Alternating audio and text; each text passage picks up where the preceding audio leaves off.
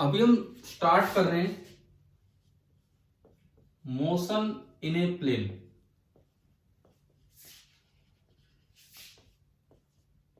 या फिर two D motion, two dimensional motion. अभी तक जो पढ़ रहे थे वो केवल वन डायमेंशनल मोशन था। अब हम चल पड़े हैं टू डायमेंशनल मोशन की तरफ। मींस जैसे ये कोई फील्ड है, ये कोई प्लेन है, ये कोई खेत है और आप इसमें घूम रहे हो, कोई भी रीजन है इसमें आप घूम रहे हो कहीं भी। अब मान लो इस पॉइंट को दिया गया origin, this is x axis and this is y axis. मैं एक बात क्लियर करूं, हम कोई ग्राफ नहीं बना रहे। पीछे क्या होता था, ग्राफ बनाते थे वन डी मोशन में। इधर एक्स ले लिया, इधर ए ले लिया, इधर टी ले लिया, इधर एक्स ले लिया, वो ग्राफ होते थे। यहाँ हम पाथ दिखा रहे हैं कि इस खेत में, इस फील्ड में वो कैसे कोई पार्टिकल घूम रहा है। सपोज कीजिए कोई पार्टिकल ऐसे ऐसे यूं घूमता जा रहा है, कहीं भी जा रहा है, तो ये कोई ग्राफ नहीं है, मतलब टाइम के साथ या वेलोसिटी का या एक्सेलरेशन का, ऐसा कुछ नहीं है। इसमें तो उसका एग्जैक्ट पाथ दिखाया गया है कि किस पाथ पे वो पार्टिकल चल के जा रहा है। मान लो t इक्वल टू 0 पे यहां से स्टार्ट हुआ, किसी भी t टाइम पे सपोज पार्टिकल यहां पहुंच गया, या मैं और थोड़ा ऊपर लूं, पार्टिकल यहां आ गया t equal to t time पे, तो ये तो केवल इतना दिखाता है कि भाई इस समय पार्टिकल की x पोजीशन की वैल्यू ये है और y पोजीशन की वैल्यू ये है। तो this is the path of motion and this is 2D motion, क्योंकि ये स्ट्रेट लाइन नहीं है। किसी भी समय इसका पोजीशन बताने के लिए एक कोऑर्डिनेट नहीं बल्कि दो कोऑर्डिनेट्स की जरूरत पड़ रही है, इसीलिए 2D मोशन। और ये एक्स वाई प्लेन में है, so this is motion in a plane. आप ये बताओ इस डायग्राम से वेलोसिटी कैसे निकलेगी। जैसे आपने पीछे ग्राफ से तो निकाली है, एक्सटी ग्राफ से वेलोसिटी निकाली है, इस डायग्राम से वेलोसिटी कैसे निकलेगी। ये जो डायग्राम है यहां से वेलोसिटी कैसे निकलेगी।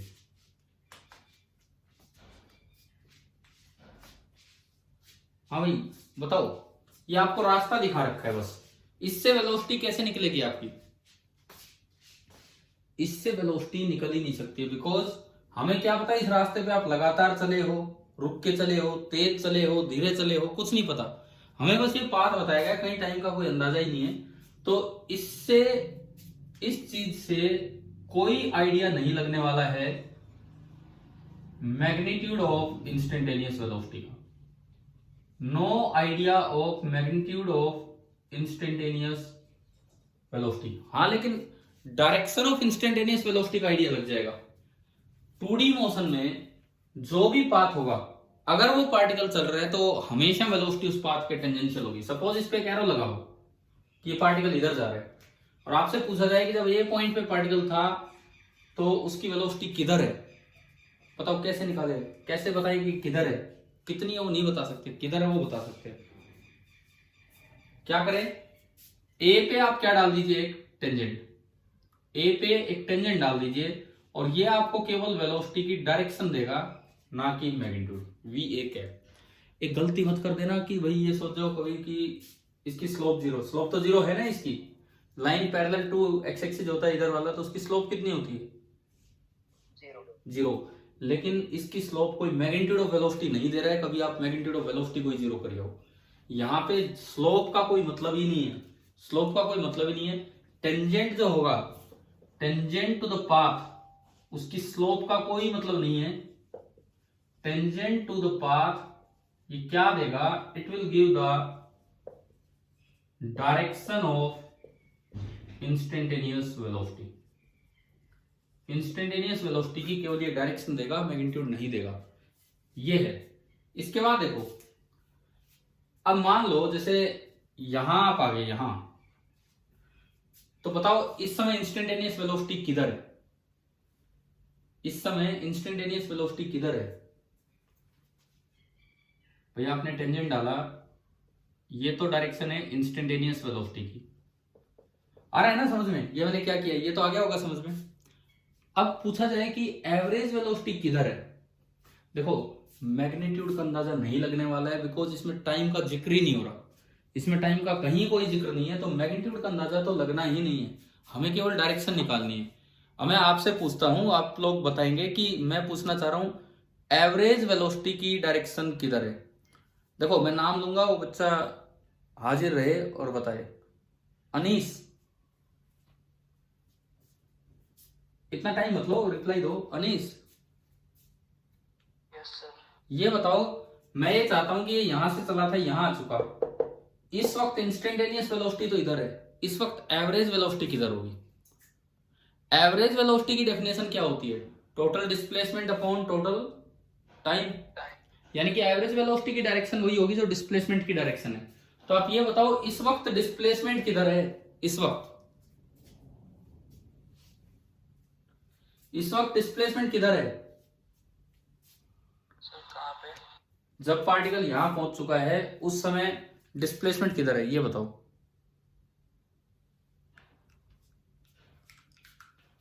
जब पार्टिकल यहां पहुंच चुका है उस वक्त डिस्प्लेसमेंट किधर है? डिस्प्लेसमेंट कैसे निकालते हैं? कोई भी बच्चा बोले चलो डिस्प्लेसमेंट कैसे निकालते हैं। इनिशियल से फाइनल पॉइंट को सीधा ज्वाइन कर दो, तो ये डिस्प्लेसमेंट है। ये कोई ग्राफ नहीं है, मैं फिर आपको बोलना चाह रहा हूं, this is the path of motion. ये इसका रास्ता है, किधर ये जा रहा है। तो इनिशियल पॉइंट ये है, फाइनल मैंने इस समय निकाला तो ये है। तो इस वक्त जो डिस्प्लेसमेंट होगा वो इधर हो गया। डिस्प्लेसमेंट तो हमें पता लग गया, लेकिन टाइम का नहीं पता कि वो कितनी देर में वहां पहुंचा है, क्योंकि कोई आइडिया ही नहीं दिया गया, बीच में रुका है, रेस्ट किया है कि चलता रहा है, तो हमें बताया ही नहीं गया है। तो ये सीधा चलता जा रहा है। हाँ जी अनीस, अभी दोगे जवाब? क्या हुआ, म्यूट हो गए आप लोग? चलो कोई और बताओ। पारुल आप बोल सकते हो क्या अभी? Yes sir. तो आप ये बताओ इस समय उसकी एवरेज वेलोसिटी किधर है। ये पॉइंट ओ है, ये पॉइंट पी है। इस समय एवरेज वेलोसिटी किधर है?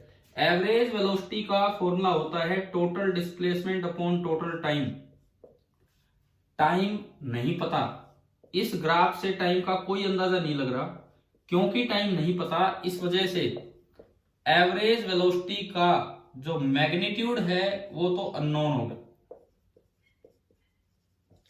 मैं तो बस एक बात पूछना चाह रहा हूं कि इस समय एवरेज वेलोसिटी की डायरेक्शन किधर है। सर वीडियो फ्रीज हो गई है। एक मिनट एक मिनट एक मिनट, अब दिख रहा है?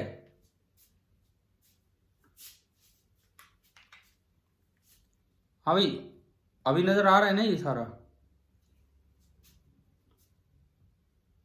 क्या स्क्रीन नजर आ रही है आपको, बोर्ड?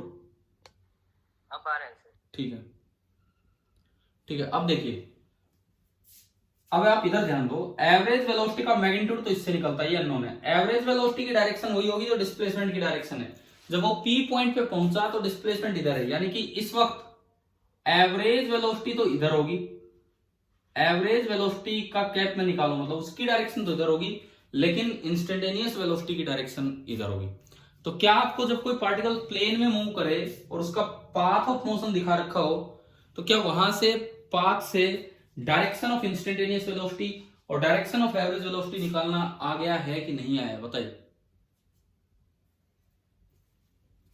हाँ भाई बोलो, ये क्या है, क्लियर हुआ कि नहीं है diagram? Yes sir. Yes sir. क्या केवल पाथ देख के मैं मैग्नीट्यूड निकाल सकता हूं इंस्टेंटेनियस या एवरेज वेलोसिटी का? No sir. नहीं निकल सकता। अब देखो इस पे किस टाइप का सवाल बन सकता है, यहाँ पे एक्स वाई प्लेन मोशन में किस तरह का क्या चलेगा, देखिए।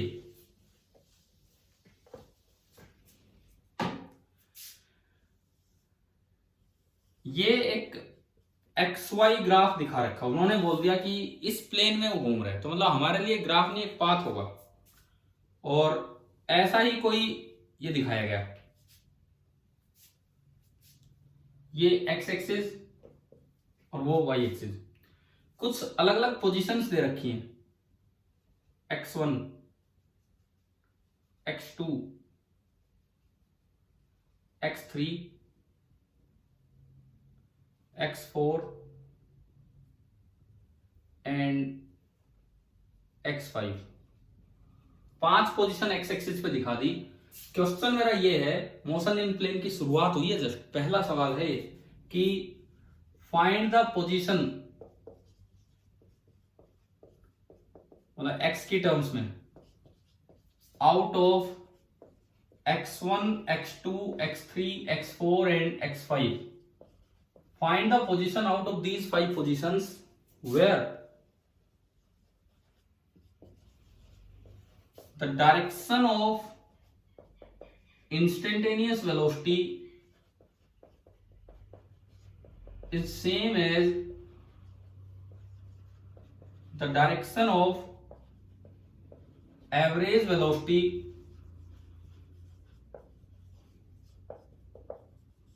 if the particle starts from origin.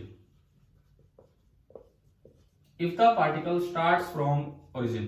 मैंने मैग्नीट्यूड इक्वेट नहीं किया, मैं कर ही नहीं सकता मैग्नीट्यूड इक्वेट इस डायग्राम को देख के, मैं केवल डायरेक्शन की बात कर रहा हूं। हाँ जी बताओ, एक दिन पहले ऐसा सवाल करवाया था, एक दिन पहले, लेकिन उसमें एक्सटी ग्राफ था, वो 1D मोशन था एक्स एक्सिस के लंब। मैंने उसमें पूछा था सेम ऐसा ही सवाल, लेकिन वहां पूछा था ऐसा टाइम बताओ जहां पे magnitude of instantaneous velocity same हो गई थी मैग्नीट्यूड ऑफ एवरेज वेलोसिटी से। आज अलग है, आज वो ग्राफ नहीं दिया एक्सटी ग्राफ, आज 2D मोशन है, पाथ दिया, लेकिन डायरेक्शन कब सेम होगी बताइए। बताओ, अब जो लॉजिक आपने पहले मैंने उस दिन समझाया था उसके हिसाब से आप जवाब दीजिए यार। स्टार्ट कहां से हुआ ये पार्टिकल, चलना कहां से स्टार्ट किया इसने, ओरिजिन से। x1 पे अगर मैं x1 की बात करूं तो इंस्टेंटेनियस वेलोसिटी किधर होगी, कैसे निकाले इंस्टेंटेनियस वेलोसिटी x1 पे, क्या डाले पाथ पे, टेंजेंट। लेकिन एवरेज वेलोसिटी कैसे निकाले, x1 पे एवरेज वेलोसिटी किधर होगी, पहले डिस्प्लेसमेंट निकालो।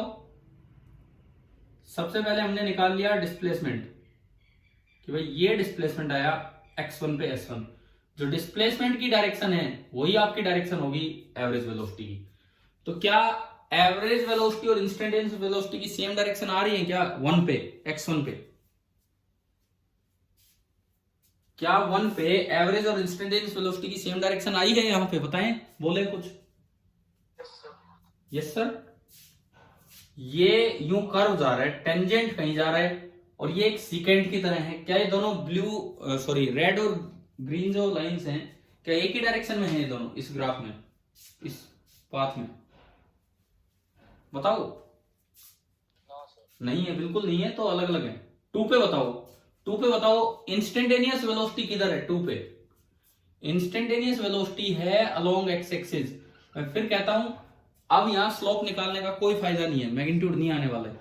लेकिन 2 पे बताओ एवरेज वेलोसिटी किधर है, 2 पे अगर एवरेज देखनी हो तो यहां से 2 को ज्वाइन कीजिए, ये डिस्प्लेसमेंट है, जिस डायरेक्शन में डिस्प्लेसमेंट होगा उसी डायरेक्शन में एवरेज वेलोसिटी होगी। तो क्या 2 पे दोनों डायरेक्शन सेम आई, नहीं आई। 3 पे देखें ऐसे ही, 3 पे इंस्टेंटेनियस वेलोसिटी तो इधर है टेंजेंशियली, लेकिन अगर आप डिस्प्लेसमेंट देखेंगे तो वो तो ऐसे है s3, तो जो एवरेज वेलोसिटी है वो तो इधर है और इंस्टेंटेनियस वेलोसिटी इधर है। तो क्या आपको एक्स वाई प्लेन से दोनों वेलोसिटीज की केवल डायरेक्शन निकालना आ गई है कि नहीं, कैसे निकालना है, ठीक है। 4 पे देखो, 4 पे भी नहीं होगा, क्योंकि इंस्टेंटेनियस वेलोसिटी तो पैरेलल टू एक्स एक्सिस बनेगी।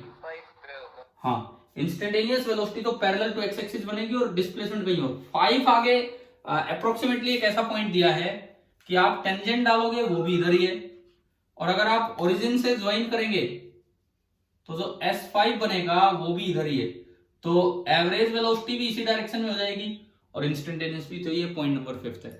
कुछ याद आ रहा है कि ऐसा सवाल एक बार पहले करवाया था 1D मोशन में, इस तरह का कुछ, लेकिन वो अलग था, वो पाथ नहीं था, वो ग्राफ था एक्सटी ग्राफ। अगर यहाँ x लिखा होता, यहाँ t लिखा होता और 1D मोशन होता, तो अब बस सवाल में एक बदलाव होता, डायरेक्शन नहीं बल्कि वो क्या बोलता, वो जगह बताएं या वो समय बताएं जहां पे magnitude of instantaneous velocity is equal to magnitude of average velocity. लेकिन इसमें क्या इक्वेट हुआ है, डायरेक्शन, क्योंकि एक्स वाई ग्राफ से टाइम ना पता होने के कारण हम मैग्नीट्यूड तो इक्वेट कर ही नहीं सकते हैं। तो चलो 2D मोशन की हमने शुरुआत की। क्या ये क्वेश्चन पहला समझ में आया कि कैसे पाथ से डायरेक्शन अंदाजा लगाना होता है? कोई डाउट किसी को इसमें? बोलिए। No sir. ठीक है भैया, आप लोग होमवर्क कर चुके हो सारा जो मैंने 1D मोशन पे काम दिया था? देखो ऐसे अब इन बातों पे चुप मत रहा करो। कितना काम दिया था आपको मैंने? एनसीईआरटी से भी कुछ क्वेश्चंस दिए थे, कुछ क्या पूरा कंप्लीट चैप्टर एचसीवी से छाट के दिए थे 1D मोशन के। एक तो आप जल्द से जल्दी बुक अरेंज करो। अब तो शायद बुक शॉप पे मिलने लगी हो, कभी कभी खुलती होंगी बुक शॉप, है ना? एक दिन छोड़ एक दिन खुलने लगी होंगी शायद। तो आप ये बुक्स अरेंज कीजिए और ये काम कीजिए। भाई देखो, आप टेस्ट देने के लिए तैयार हो जाते हो लेकिन उससे पहले वो काम पूरा नहीं करते हो। एक शीट दे रखी है, 5-6 CPPs दे रखे हैं काइनेमेटिक्स 1D मोशन के, और साथ ही साथ ये इन दोनों बुक से भी काम है। चलो आज तो टेस्ट है 5:30 बजे, लेकिन एटलीस्ट आपको अपना काम साथ साथ कंप्लीट करना चाहिए। नहीं किया है तो आज कर लीजिए। मुझसे यार 1 या 2 बच्चे ही डाउट्स पूछ रहे हैं, मैं आपको बता दूं, और शायद हमने उनको रिप्लाई भी दिया है टाइमली। जब भी टाइम मिला है मैंने उनको ठीक ठाक तरीके से रिप्लाई भी दिया है व्हाट्सएप पे। तो कर नहीं रहे हो आप लोग, इससे ये पता लग रहा है, क्योंकि डाउट्स ही नहीं आ रहे आपको ज्यादातर बच्चों को, तो इसका मतलब काम ही कहाँ किया जा रहा है। चलिए अब देखते हैं, आगे बढ़ते हैं। अगला काम, या फिर ऐसे कर दिया करोगे, सुनो मैं आपको यूं कह दूं कि उसमें से भाई आज एक्सरसाइज O1 करनी है, आज एक्सरसाइज O2 करनी है, तब कर लोगे क्या? ये बताओ आप कि आज ये काम डिस्कस होगा, मतलब डिस्कस मतलब क्लास में नहीं, वैसे व्हाट्सएप पे। पति किस तरह से करेंगे आप काम, वो बताओ ना आप। सर एक्सरसाइज बोलते हैं। एक्सरसाइज नंबर दूं क्या भाई एक एक दिन पे कि आज ये काम करना, आज ये काम करना, इस तरह से? Yes sir. चलो ठीक है, क्या नाम है आपका? नाम बताना एक बार, नाम बताओ, फिर मैं आगे पूछूंगा जब मैं एक्सरसाइज दूंगा तो उसके बाद क्या भी कितना किया कितना नहीं। नाम ही नहीं बोल रहे यार, ये तो कॉन्फिडेंस होना चाहिए ना इतना तो। चलो कोई नहीं, देखो मोशन इन 2D में आगे बढ़ते हैं हम। मोशन इन 2D में आगे बढ़ते हैं। अभी हमने केवल डायरेक्शन निकालना सीखा। अब देखिए, जो आपकी जनरल इक्वेशंस ऑफ मोशन है, जो आपकी जनरल इक्वेशंस ऑफ मोशन थी, 3 इक्वेशन आपको ध्यान होगा। पहली इक्वेशन v बराबर dx बाई dt, दूसरी इक्वेशन a बराबर dv by dt, and third equation a बराबर v into dv by dx। अभी तक पार्टिकल केवल 1D में चल रहा था, अब पार्टिकल एक xy प्लेन में चलेगा, मतलब मोशन इन ए प्लेन। अब जो पार्टिकल है that is moving in xy plane, इस तरह से कैसे भी वो चल रहा है। मान लो किसी भी टी टाइम पे, सपोज कीजिए किसी टी टाइम पे पार्टिकल यहां है, किसी भी टी टाइम पे पार्टिकल यहां है, t बराबर 0 पे यहां था। अब मैं थोड़ा टाइम अलग से दे रहा हूं इसके साथ। तो ये पोजीशन x है और ये पोजीशन है y,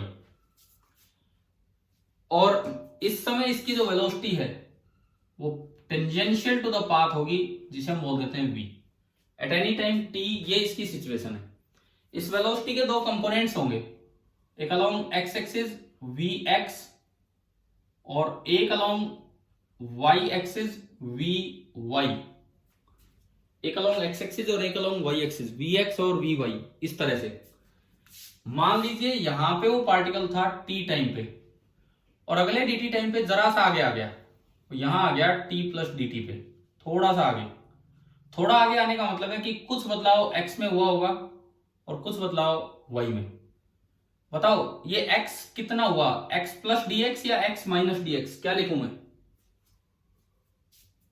क्या लिखूं dt टाइम बाद x की value? Sir x plus dx। क्यों, आप ही जवाब देना, क्यों लिखवा है x प्लस dx? ये बढ़ गया, x इंक्रीज होता दिख रहा है इसलिए। सर ये हमेशा पॉजिटिव होता है। हाँ बिल्कुल सही है। हमने आपको बताया था कि हमेशा ये लिखा ऐसे ही जाएगा। अगर ये आगे हो तो dx पॉजिटिव बोल देंगे, क्योंकि इस डायग्राम में आगे है तो dx पॉजिटिव, पीछे हो तो dx नेगेटिव, लेकिन लिखा ऐसे ही जाएगा। सिमिलरली ये जो ऊपर वाली पोजीशन है ये भी चेंज होके होगी y प्लस डी वाई। तो अब मैं इस वी एक्स और वी वाई को अलग अलग इक्वेट करूं तो ये जो इक्वेशन 1D मोशन की थी ये 2D मोशन में ऐसे लग जाएगी। Equation number 1, v x will be equal to d x by d t and v y will be equal to d y by d t and जो net vector v होगा that will be equal to v x I cap plus we Y J cap, और इस वजह से जो v का magnitude होगा that will be under root v x square plus we y square, जो आपने ऊपर निकाला होगा। मतलब मैं आपको ये बता रहा हूं कि जो इक्वेशन यहाँ 1D में थी वो इक्वेशन कैसे 2 डायमेंशंस में लगानी है। क्या समझ में आया? क्वेश्चन लेंगे अभी, लेकिन क्या आपको ये तरीका समझ में आ गया कि कैसे इक्वेशन लगेगी? हाँ भाई ठीक है, बताओ आया क्या यहां तक समझ में? क्या ये इसमें कोई डाउट तो नहीं है कि पहली इक्वेशन जो यहां थी वो दो तरह से यहां लगेगी, एक बार अलोंग एक्स एक्सिस एंड एक बार अलोंग वाई एक्सिस, और उससे नेट वी निकलेगा। क्लियर है सभी को ये, या कोई डाउट है इसमें? ठीक है। अब एक्सेलरेशन, क्या एक्सेलरेशन वेलोसिटी की डायरेक्शन में होना जरूरी है या कहीं भी हो सकता है? बताएं। किसी 2D मोशन में क्या एक्सेलरेशन वेलोसिटी की डायरेक्शन में ही होना जरूरी है या कहीं भी हो सकता है? कहीं भी हो सकता है, बिल्कुल कोई दिक्कत ही नहीं हो तो किसी भी डायरेक्शन में जा सकता है। सपोज मैं कहता हूं कि एक्सेलरेशन इधर है, कहीं और ही मान लिया मैंने नीचे की तरफ, ये मैंने कहा कि इस समय एक्सेलरेशन इधर है, तो अगर आप इस एक्सेलरेशन के दो कंपोनेंट्स करें, तो देखो कैसे बना।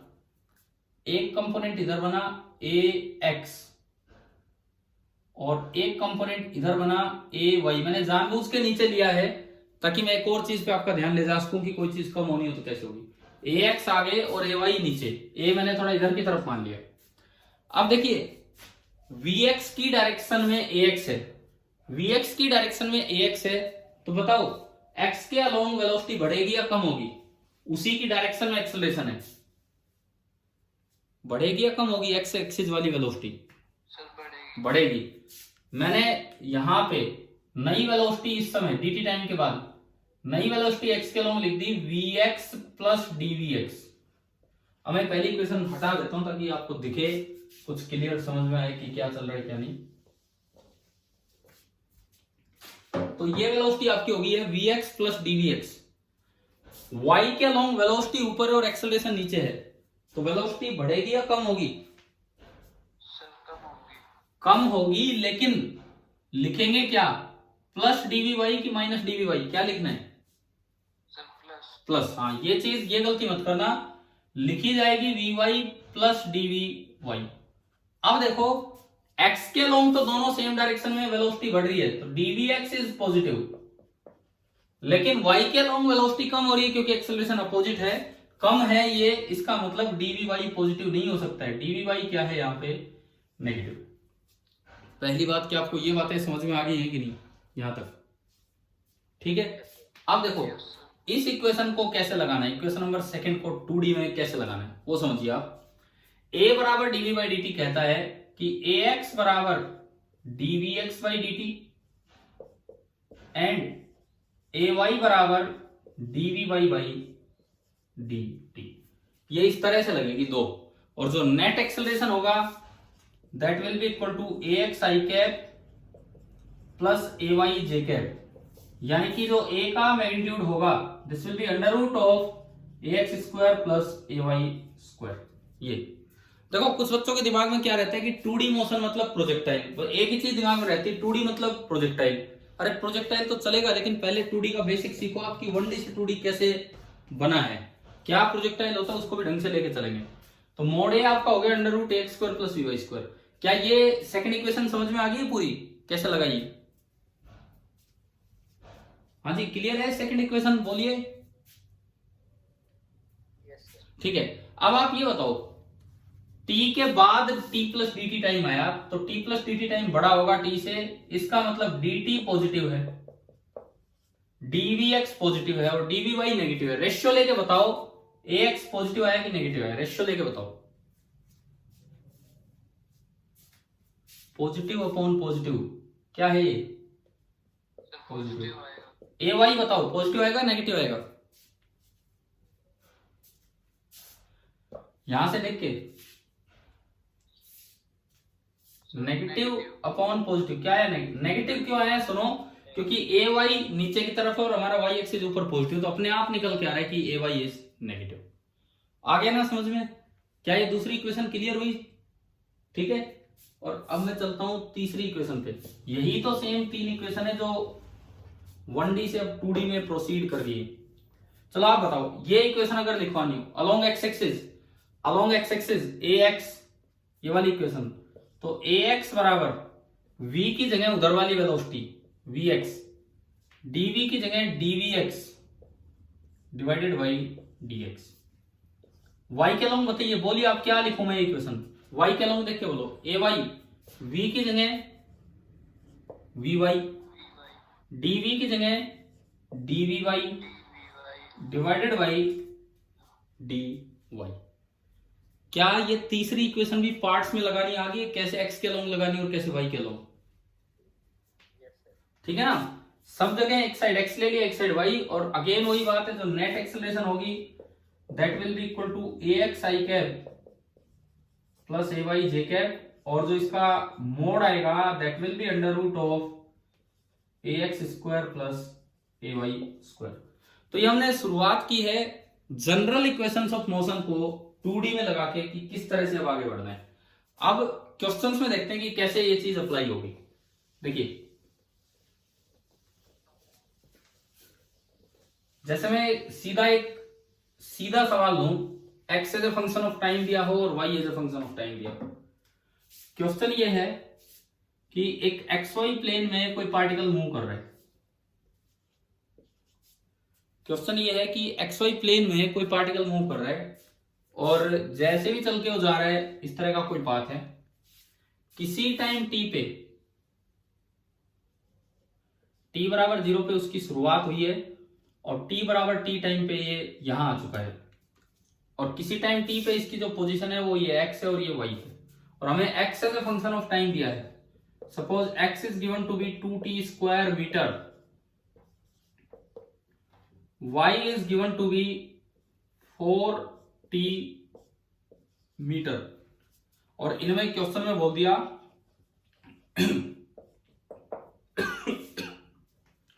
where t is in second, t जो है वो सेकेंड में है। आपको दो बातें बतानी है। सबसे पहली बात, velocity at t equal to 1 second, and दूसरी बात acceleration at t equal to 1 second. Plane में मोशन हो रहा है पार्टिकल का, आपको दो बातें बतानी है, velocity at t equal to 1 second and acceleration at t equal to 1 second. ये हमें निकालना है इसमें, फाइंड दिस।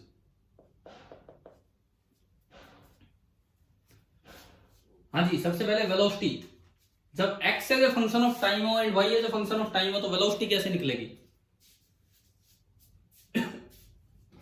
कौन सी इक्वेशन यूज करें, फर्स्ट सेकंड थर्ड? अभी तीन इक्वेशन पड़ी, उनमें से फर्स्ट इक्वेशन। ठीक है, आपने फर्स्ट इक्वेशन का यूज किया तो पहले निकालो vx dx बाई dt। चलो जी, इसका डिफरेंशिएशन बोलो कितना आएगा, इसका 2t स्क्वायर का डिफरेंशिएशन 4t, तो vx आ गया 4t मीटर पर सेकेंड। अब निकालो vy dy बाई dt। हाँ जी, y का डिफरेंशिएशन, वो वैल्यू बाद में पुट करनी है टाइम की, पहले डिफरेंशिएशन 4 बाहर आ गया, dt बाई dt 1, तो ये आपका आया 4 मीटर पर सेकेंड। यहां से अगर मैं वेलोसिटी वेक्टर निकालूं तो vx i कैप यानी कि 4t i cap plus vy j cap 4j cap, ये आ गया। अब देखो किस समय आपको वेलोसिटी निकालनी है, किस समय? तो जहां t है उसकी जगह 1 रख दो, यहां है और कहीं है ही नहीं, तो ये आया 4i cap plus 4j cap metre पर सेकेंड। और अगर ऑब्जेक्टिव क्वेश्चन और ऑप्शंस में केवल मैग्नीट्यूड हो तो इसका मैग्नीट्यूड कितना है बताएं, v का मैग्नीट्यूड? हाँ, आप इसको 4√2 लिख सकते हो सीधा, 4 स्क्वायर 4√2 मीटर पर सेकेंड। चले, तो पहला पार्ट हुआ। अब दूसरा पार्ट, एक्सेलरेशन निकालना है। एक्सेलरेशन निकालना है, ये आप v से शुरुआत कीजिए। एक्सेलरेशन निकालना है तो आप v से शुरुआत कीजिए। पहली बात Vx कितना दिया है 4t। उसके बाद Vy कितना दिया है, जो अभी हमारा है 4। अब मुझे velocity as a function of time पता है, तो कौन सी इक्वेशन लगाऊं जिससे एक्सेलरेशन आ जाए, first second third second. ax होगा dvx by dt and ay होगा dvy by dt। ax कितना होगा बताओ यहां से देख के, ओनली 4, dt by dt 1 हो जाएगा, 4 कांस्टेंट बाहर आया। और ay कितना होगा 4 का डिफरेंशिएशन 0। तो जो नेट एक्सेलरेशन आई वो केवल आ रही है 4 i कैप मीटर पर सेकंड स्क्वायर, और ये तो कांस्टेंट आ गई, ये टाइम पे डिपेंड ही नहीं कर रही। तो आप टी 1 सेकंड लो 2 सेकंड लो कुछ भी लो, ये 4 i कैप मीटर पर सेकंड स्क्वायर रहेगी। और अगर इसका मैग्नीट्यूड चाहिए एक्सेलरेशन का, तो वो हम बोल देंगे ओनली एंड ओनली 4 मीटर पर सेकंड स्क्वायर। चलो ये बताओ, मोशन इन ए प्लेन की हमने शुरुआत की है, क्या मोशन इन ए प्लेन यहां तक समझ में आया कि general equations of motion same valid है, लेकिन x के अलोंग अलग लगेगी, y के अलोंग अलग लगेगी। हाँ भाई, क्लियर हो गया ये यहां तक? ठीक है। इसके बाद देखें,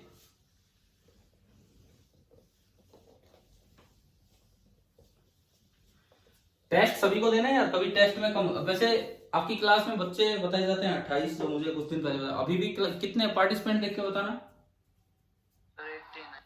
तो रोज ही इतने रहते हैं, 20 के आसपास ही रहते हैं क्या? हाँ मतलब रोज इतने ही रहते हैं ऑलमोस्ट। क्या ये क्या सिस्टम है, क्या रोज बदलते रहते हैं स्टूडेंट, या जो आप हो वही रोज आ रहे हो लगभग? हाँ भाई, आप लोग क्या रोज अटेंड कर रहे हो क्लास, जो अभी हैं 16 बच्चे?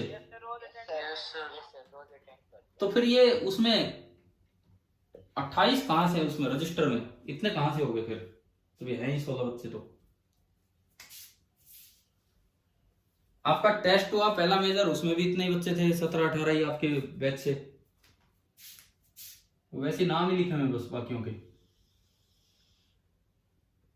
चलिए आगे हम बढ़ते हैं। देखो, एक प्लेन में जब कोई चीज चलती है, ये एक्स एक्सिस, ये वाई एक्सिस, ये एक्स एक्सिस और ये वाई एक्सिस। एक बार मैं एक चीज बताता हूं आपको, मैं जब एरर पढ़ा रहा था तो मैंने आपको वो पढ़ाया था पैरेलल कॉम्बिनेशन ऑफ रजिस्टर्स। तो उसमें एक फॉर्मूला था, मैंने एक मेथड आपको करने के लिए दिया था कि ये करना, और मैंने दूसरी साइड लॉग से कर दिया था। ध्यान है, मैंने कहा था कि भाई आप एक तरीके से जाओगे, मैं लॉग से करके दिखा रहा हूं। 1/r equivalent is equal to 1/r1 plus 1/r2। मैं कल वही पुराना वीडियो ही देख रहा था, अपना पुराना वीडियो लेक्चर, तो उसमें ये मैंने कहा था कि आप एक तरीके से जाओगे, r इक्वलेंट आ गया था r1 r2 upon r1 plus r2, कि आप कैसे सोच के करते हो, इसमें एरर, इसमें एरर और इसमें एरर, और फिर इनका प्रोडक्ट है। फिर मैंने आपको लॉग लेके बताया था या डिफरेंशिएट करके बताया था, इस तरह से बताया होगा। तो वो डिस्कशन अभी बाकी है, बड़ा इंपॉर्टेंट डिस्कशन है, बड़ी अच्छी बात मुझे बतानी थी वहां पे। नेक्स्ट डे उस चीज पे हम डिस्कस कर नहीं पाए क्योंकि टाइम भी इतना ही था, हमारा टेस्ट भी आ रहा था। तो अभी नहीं, लेकिन 1-2 दिन में हम ये दोबारा से डिस्कस करेंगे, अगर आप अपनी तरफ से ट्राई कर लेते हैं तो। क्या समझ में आ गया मैं क्या कहना चाह रहा हूं आपसे, क्या करना है?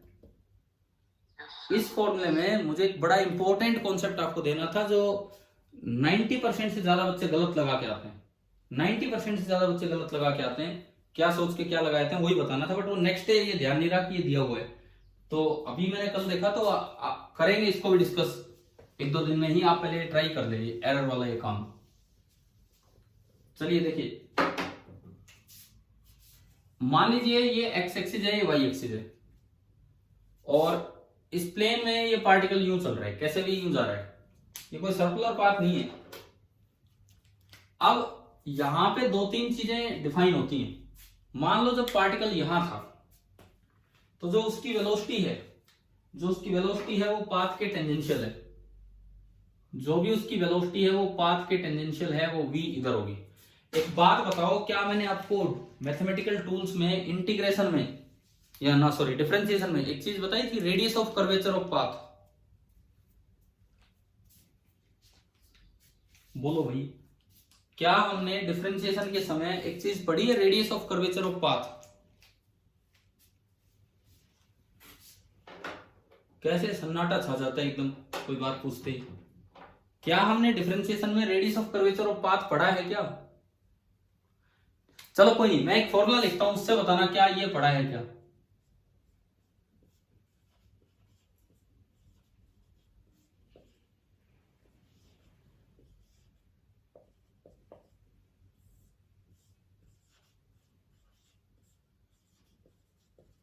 हाँ भाई बोलो, अब बोलो यार, ये देख के बोलो। क्या हमने डिफरेंशिएशन के वक्त ये कॉन्सेप्ट पढ़ा था, ये फॉर्मूला पढ़ा था? Yes sir.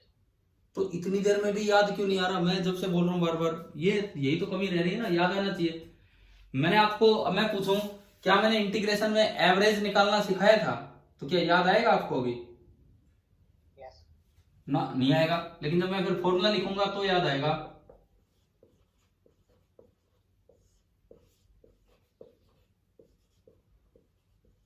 क्या ये एवरेज का फॉर्मूला दिया था इंटीग्रेशन में? Yes sir.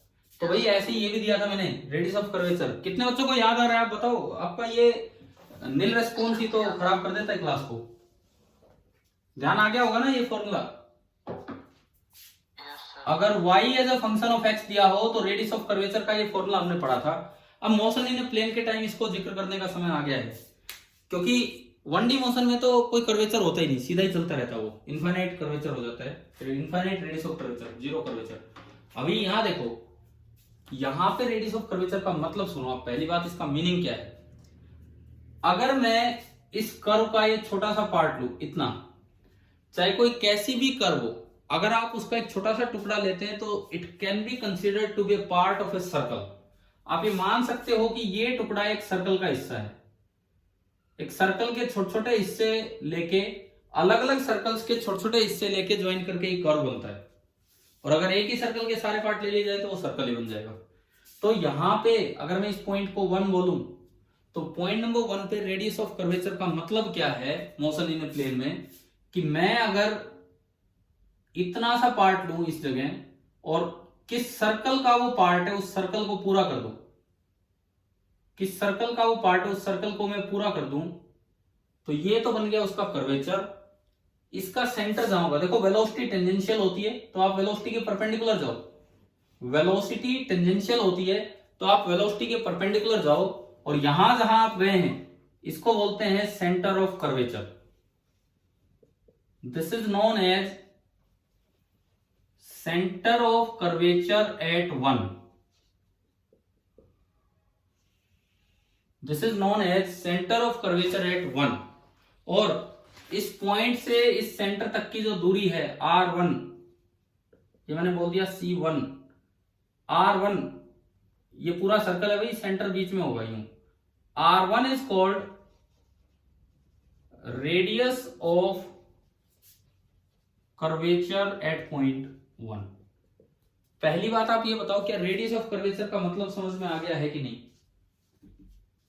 Yes sir. ठीक है, अब सुने, मैंने आज ही इस लेक्चर में ही पूछा था आपसे, क्या जरूरी है कि एक्सेलरेशन और वेलोसिटी सेम डायरेक्शन में हो? कोई जरूरी नहीं है। पता नहीं किधर एक्सेलरेशन, सपोज कीजिए मैं कहता हूं कि 1 पे एक्सेलरेशन इधर है, इस वक्त 1 पे एक्सेलरेशन इधर है। मैं एक बार फिर क्लियर करता हूं, 2D मोशन एक बहुत अच्छा चैप्टर है, एक बार बस शुरुआत कर लो अच्छे से, आगे यही चीज चलनी है जो 1D में पढ़ी, कुछ नई बातें जो आज आ रही है, क्योंकि फिर जब हम वो प्रोजेक्टाइल वाला काम स्टार्ट करेंगे 2D में, वो तो बिल्कुल ही सेम है जैसे 1D मोशन हो, एक बार अलोंग एक्स एक्सिस, एक बार अलोंग वाई। प्रोजेक्टाइल वाला जो आप पढ़ते हो, या कुछ बच्चों ने पढ़ भी रखा है, पहले 9th 10th में अभी पढ़ लिया होगा, मैं करवाऊंगा उसमें, तो that is a special case of 2D motion. 2D motion ही खाली प्रोजेक्टाइल नहीं है, वो एक स्पेशल केस है, that is uniformly accelerated 2D motion, वो हम सिखाएंगे आपको। लेकिन इसमें देखो, अब दो नई टर्म्स डिफाइन होंगी।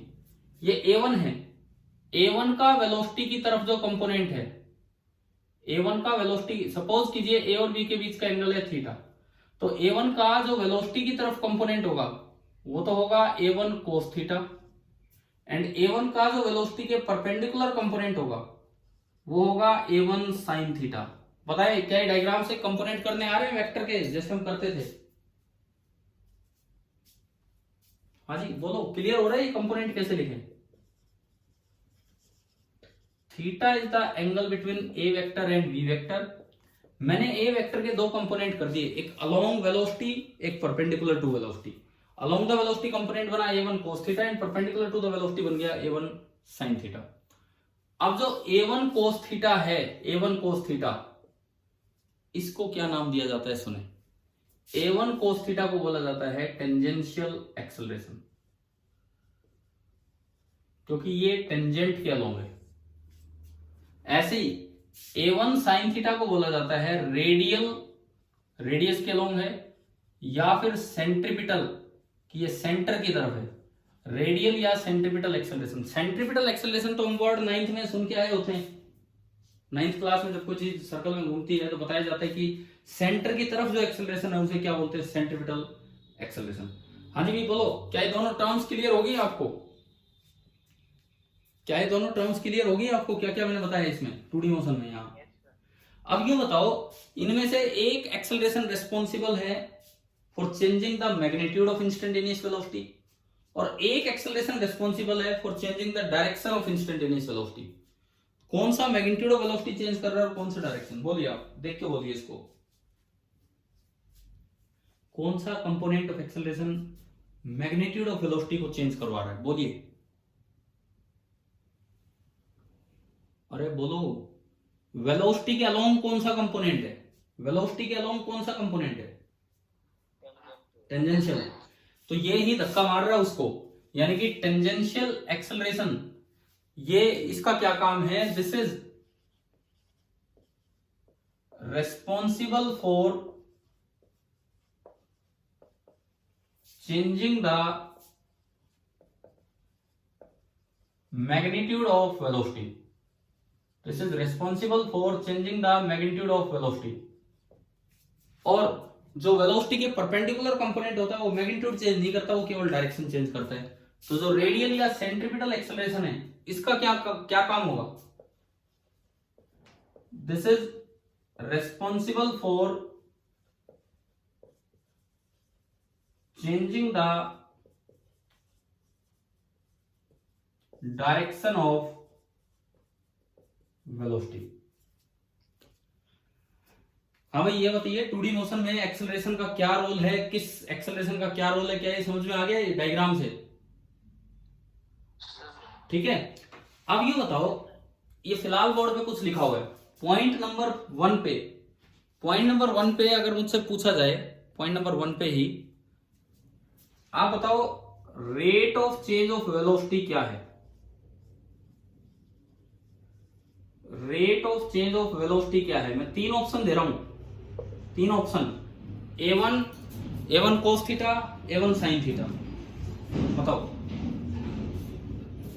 Rate of change of velocity, a1 cos theta, a1 sin theta, कौन है?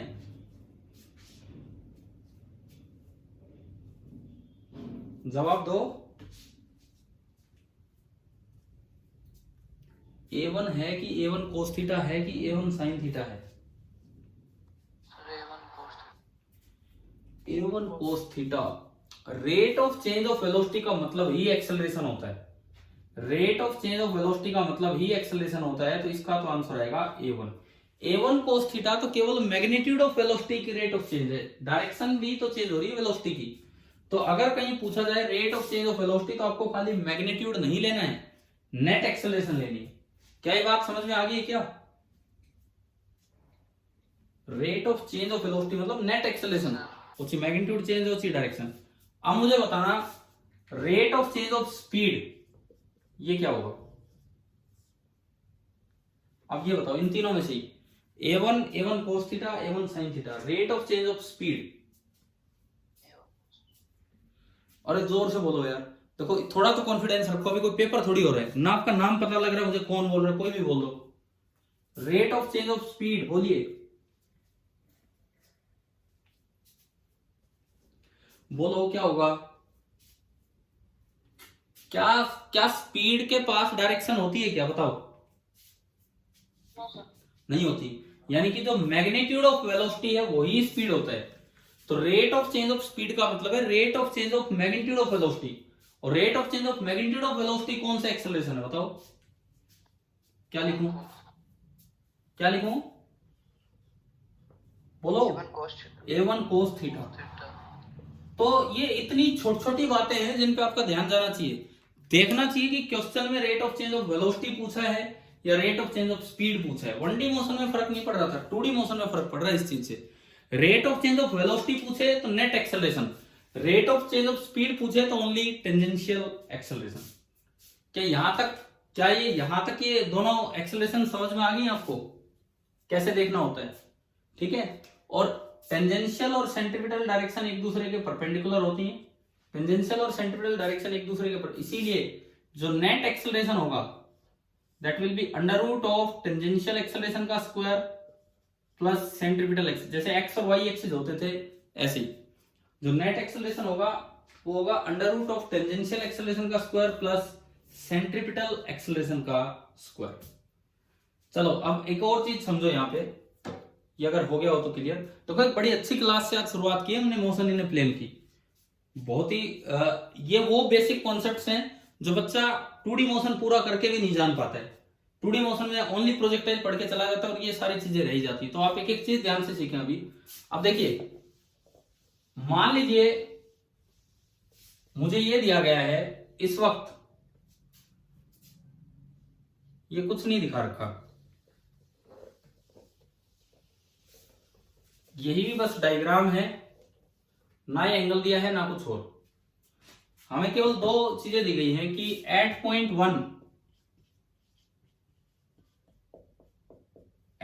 वन आपको वेलोसिटी दे दी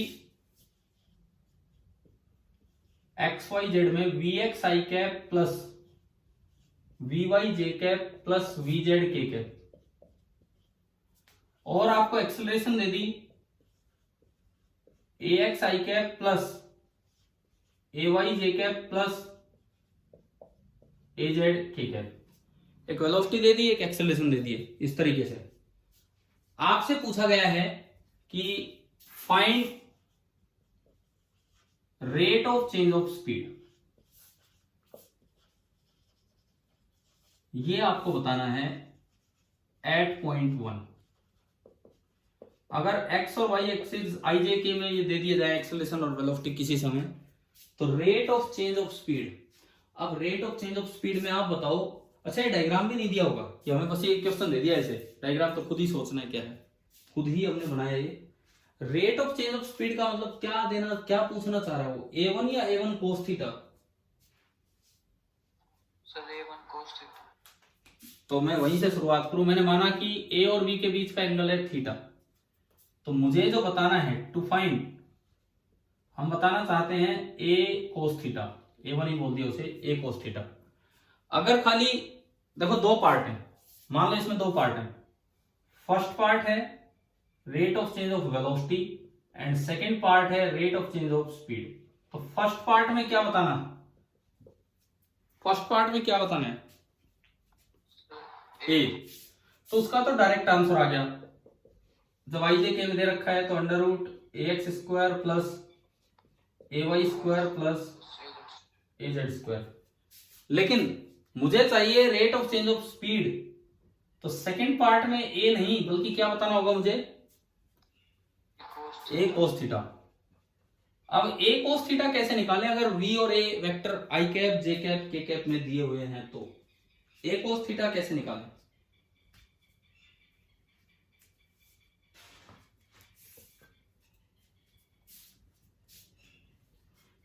देखो इधर सुनो, आप ये बताओ ए डॉट वी का क्या फॉर्मूला होता है,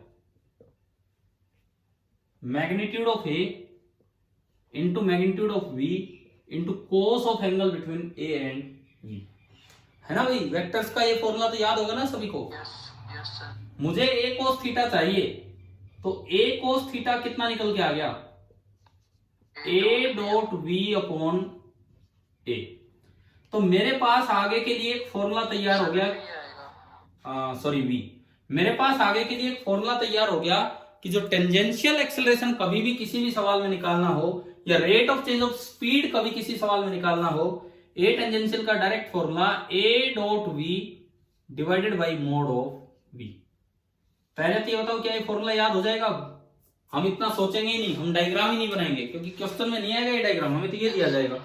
हम इतना डायग्राम भी बनाने में टाइम वेस्ट नहीं करेंगे, हम सीधा याद रखें कि जो टेंजेंट के अलोंग एक्सेलरेशन होता है 2D मोशन में, 1D में तो ऐसी दिक्कतें ही नहीं थी, 2D मोशन में वो होगा A dot V upon mod. 1D में दिक्कत क्यों नहीं थी? क्योंकि वेलोसिटी और एक्सेलरेशन एक दूसरे के पैरेलल रहा करते थे वहां पे।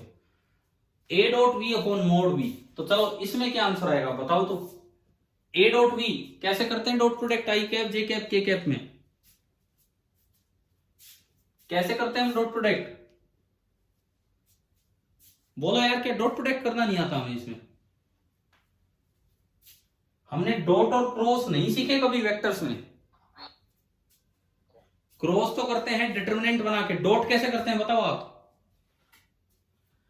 आई कैप को आई कैप से मल्टीप्लाई किया, आई कैप गायब,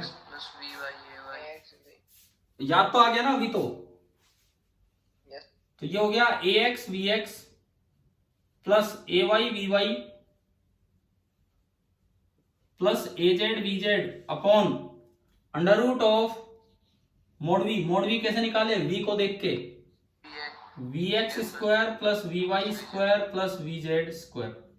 इसको नहीं रटना है, ये तो आंसर है, इसको नहीं रटना है, हमें ये फॉर्मूला याद करना है कि टेंजेंशियल एक्सेलरेशन का फॉर्मूला आ चुका है A dot V upon mod V. लेकिन मैंने आपको रटवाया नहीं, मैंने सामने डायग्राम दिखा के फिर आपको बताया कि ये फॉर्मूला कैसे आएगा, लेकिन क्वेश्चन के लिए आप सीधा याद करें। आप बताइए क्या ये आ गया समझ में? टेंजेंशियल एक्सेलरेशन कैसे निकालना होता है, ठीक है। और इसमें a x v y a y v y जो भी कुछ है सब विद साइन पुट करना होगा। अगर कहीं स्क्वायर हो रहा है तो माइनस भी प्लस हो जाएगा, जहां स्क्वायर नहीं हो रहा है, जैसे मान लो ये हो 2i cap minus 3j cap, तो नीचे जो मल्टीप्लाई करोगे तो -3 से करोगे और माइनस के साथ यहां पुट होगा, ठीक है। टेंजेंशियल एक्सेलरेशन निकालना आ गया है आपको, क्लियर? ऐसे ही देखो, अगर मुझसे यहां पूछा जाए तीसरी चीज, रेट ऑफ चेंज ऑफ ये तो हो गया, तीसरा पार्ट अब देखिए, फाइंड सेंट्रीपिटल एक्सेलरेशन या रेडियल एक्सेलरेशन, सेंटर की तरफ जो एक्सेलरेशन है वो पूछ लिया। तो पहले तो बताओ a1 चाहिए, a1 cos थीटा चाहिए कि a1 sin थीटा चाहिए? क्या पूछा इन्होंने क्वेश्चन में?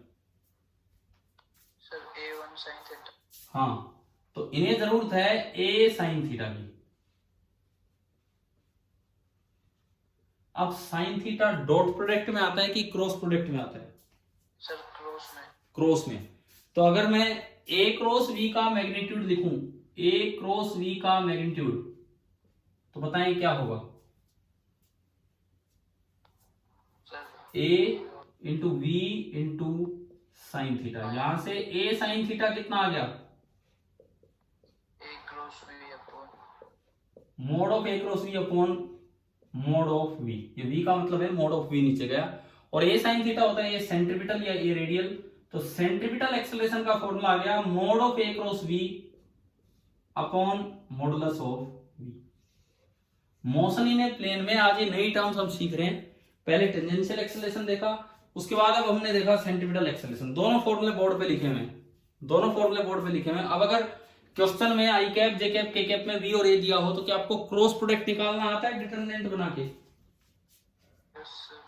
डिटरमिनेंट बना के क्रॉस प्रोडक्ट निकाल के उसका मोड लेके यहाँ पुट कर देंगे और ये आपका आ जाएगा सेंट्रीपिटल एक्सेलरेशन। मैं अभी फॉर्मूला को इकट्ठे करूंगा, लेकिन दो फॉर्मूले बोर्ड पे आपके सामने हैं, याद हो जाएंगे ना यार ये क्या मतलब है क्या नहीं है, ठीक है। अब देखो, अब मैं बात करूंगा रेडियस ऑफ कर्वेचर का एक अल्टरनेट फॉर्मूला। क्या आपने क्लास 9th में ये फॉर्मूला पढ़ा है? वैसे सर्कुलर मोशन में दोबारा हम प्रूव करेंगे, यहां नहीं, कि सेंट्रीपिटल एक्सेलरेशन का फॉर्मूला होता है we square by are.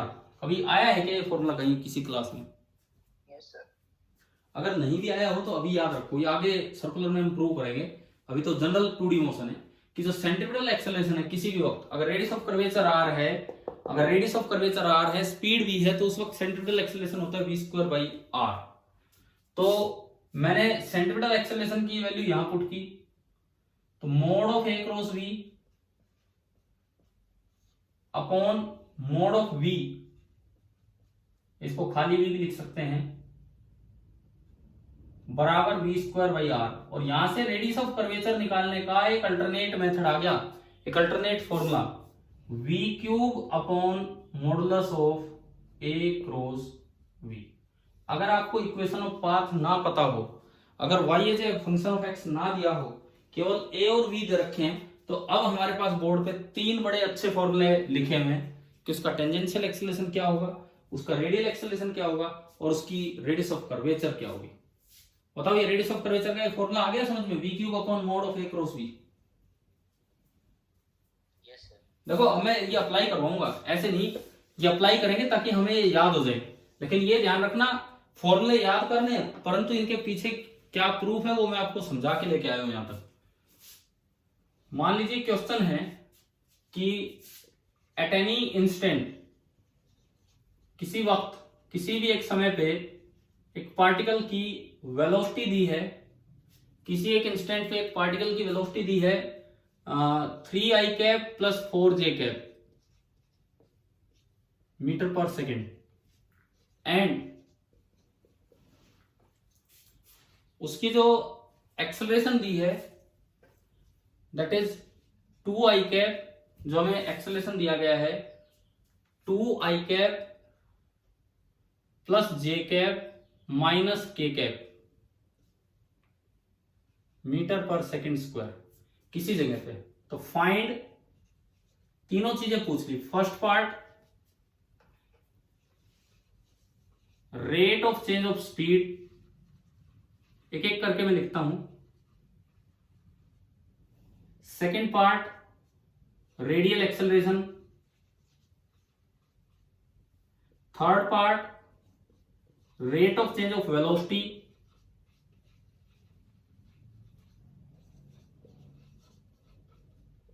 And fourth part radius of curvature of path. Radius of curvature of path, और ये सारी बातें बतानी है एट दैट इंस्टेंट। ये सारी की सारी बातें आपको बतानी है एट दैट इंस्टेंट। क्या क्वेश्चन आगे है क्या समझ में? कोई डायग्राम नहीं दिया, लेकिन हमें एक बस एक समय की जानकारी दे दी है। हमें क्लियर हुआ यहां तक क्या सवाल मैंने पूछा है? तो कॉपी पेन लो और मतलब रफ कॉपी में ये करना स्टार्ट कीजिए। कुछ भी नहीं दे रखा, बस खाली दो चीजें दी है कि एक जगह पे वेलोसिटी इतनी थी और एक्सेलरेशन इतनी थी। शुरुआत यहां से करो। First part rate of change of speed, कौन सा फॉर्मूला लगेगा बताओ?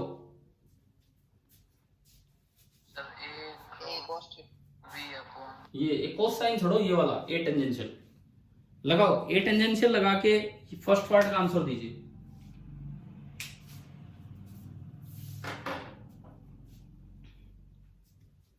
ए टेंजेंशियल लगा के फर्स्ट पार्ट का आंसर दीजिए।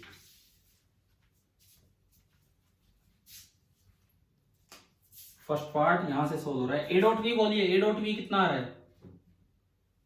ए डॉट वी 3 गुना 2 6, 4 गुना 1 4 और 0 10 आया। Upon mod V, modulus of V देख के बताओ ऊपर, under root 3 square plus 4 square 5, कितना आ गए 2, और ये एक एक्सेलरेशन होती है तो 2 मीटर पर सेकेंड स्क्वायर। आप बताओ कि आप फर्स्ट पार्ट क्लियर हो गया है कि नहीं? आपके काइनेमेटिक्स में कहीं भी ये लिखा आ सकता है rate of change of speed, तो आपको कंफ्यूज नहीं होना है, ये फॉर्मूला लगा देना है। कैसे आया वो मैंने आपको बता दिया। सेकंड में क्या पूछा इन्होंने? सेकंड में रेडियल एक्सेलरेशन। क्या हर एक बच्चे को फर्स्ट पार्ट क्लियर हो गया है? Yes sir. ठीक है। सेकंड रेडियल एक्सेलरेशन का फॉर्मूला, रेडियल कौन सी होती है? कौन सा फॉर्मूला लगेगा अब? ये वाला, क्योंकि रेडियल का फॉर्मूला ये है सेंट्रीपिटल एक्सेलरेशन। एक बार आप डिटरमिनेंट बना के ए क्रॉस वी निकालो। सेकेंड पार्ट के लिए डिटरमिनेंट बना के पहले हम ए क्रॉस वी निकालें, तो ए क्रॉस वी एक वेक्टर आएगा। डिटरमिनेंट बनाया, पहली रो में क्या क्या लिखना होता है? आई कैप, जे कैप, के कैप। दूसरे में ए के तीन कंपोनेंट क्या क्या हैं? 2 1 -1। तीसरी रो में v के 3 है 3 4 0। हाँ जी भाई, लिखना आ रहा होगा ना ये तो, क्या कैसे लिखा है कैसे नहीं। वेक्टर अटेंड कर रखा है ना सभी लोगों ने। Yes sir. तो चलिए इसे खोलते हैं as a vector. First bracket के बाहर आया करता था आई कैप, सेकेंड ब्रैकेट के बाहर एक माइनस और जे कैप, और थर्ड ब्रैकेट के बाहर प्लस और के कैप। फर्स्ट ब्रैकेट में इसको ढक लिया, 1 इंटू 0 0, माइनस माइनस 4, तो क्या बचा यहाँ प्लस का 4, प्लस का 4 बच गया। सेकेंड में इसको ढक लिया, 2 into 0 0, minus minus 3, minus of minus 3, तो अंदर कितना हो गया, आ रहा है समझ में। थर्ड ब्रैकेट में इसको ढका, 4 इंटू 2 8 सर 5, तो ये आ गया 4 आई कैप माइनस 3 जे कैप प्लस 5 के कैप। तो इसका मोड, इसका मॉडुलस कितना होगा, इसका मॉडुलस होगा under root of 4 square plus minus 3 का स्क्वायर प्लस 5 का स्क्वायर। कितना आया ये, 9 और 16 25, 25 और 25 50, अंडर रूट 50। अंडर रूट 50 को आप लिख सकते हैं 5 रूट 2। हाँ भाई आ गया समझ में। ऊपर क्या लिखा मैंने, mod of A cross V, yes sir. और नीचे मोड ऑफ वी कितना था, कितना था mod of V, under root 3 square plus 4 square, कितना था 5, यहां भी लिखा था हमने। 5 से 5 गया तो सेकंड पार्ट का आंसर आ गया रूट 2 मीटर पर सेकंड स्क्वायर। मेरे पास AT आ गया फर्स्ट पार्ट 2 मीटर पर सेकंड स्क्वायर। हमारे पास सेकंड पार्ट भी आ चुका है, second part under root 2 metre पर सेकंड स्क्वायर। थर्ड पार्ट का आंसर बताओ, सॉरी ये सेकंड पार्ट है। थर्ड पार्ट का answer rate of change of velocity, इसमें क्या बताना है, इसमें क्या बताना है, rate of change of velocity a. तो बताओ कैसे आंसर दूं मैं, थर्ड पार्ट का क्या आंसर होगा,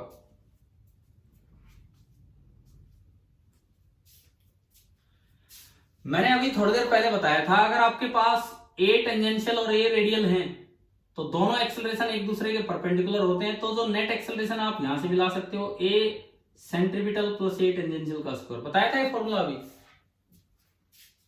बताया था ना ये फॉर्मूला अभी थोड़ी देर पहले।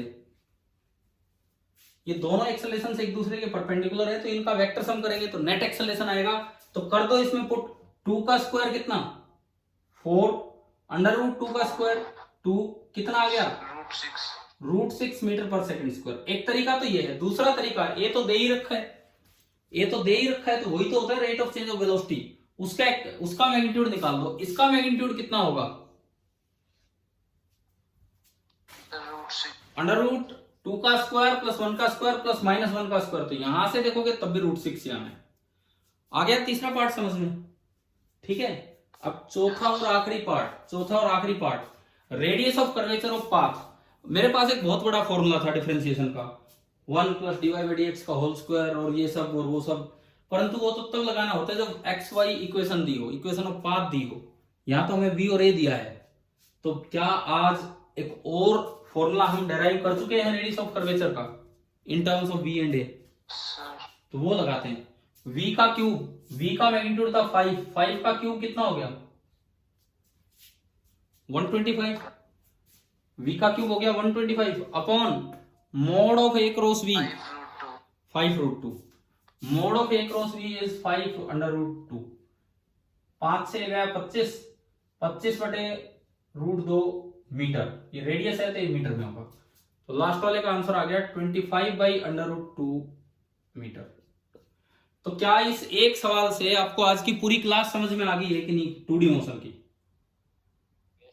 ठीक है भाई। अच्छे से अपने नोट्स बनाना, बहुत अच्छे फॉर्मूले हैं। ये क्वेश्चन जब आते हैं ना बच्चा इसी में गलती कर जाता है, rate of change of speed में गलती कर देता है, एक्सेलरेशन बताया था जबकि ये टेंजेंशियल एक्सेलरेशन होती है, टोटल एक्सेलरेशन नहीं। अच्छा तो आज की क्लास 2D मोशन वाली बहुत है, इतनी हमने एक शुरुआत की है। क्लियर ना, पूरी क्लास सभी को समझ में आ गई यहां तक, यस सर। ठीक है। Yes sir.